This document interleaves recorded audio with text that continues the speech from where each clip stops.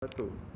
Assalamualaikum warahmatullahi wabarakatuh. Saya Haji Nasruddin Degam, Ketua Mahkamah Kehormatan Dewan yang juga anggota DPR RI Komisi 3 dari fraksi PAN.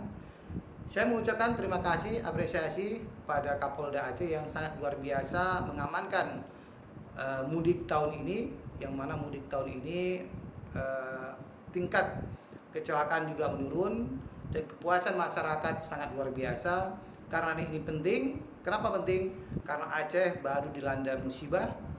Alhamdulillah semua berjalan lancar, terutama di jembatan Kutablang. Saya mendengar informasi di seluruh Aceh juga dalam keadaan aman-aman, Kamtibmas juga aman. Saya selaku anggota DPR mewakili Aceh mengucapkan terima kasih sebesar-besarnya untuk Polda Aceh dan jajarannya, karena berkat kerja keras Polri hari ini Lebaran di Aceh benar-benar terasakan oleh siapapun dan segenap lapisan masyarakat. Assalamualaikum warahmatullahi wabarakatuh.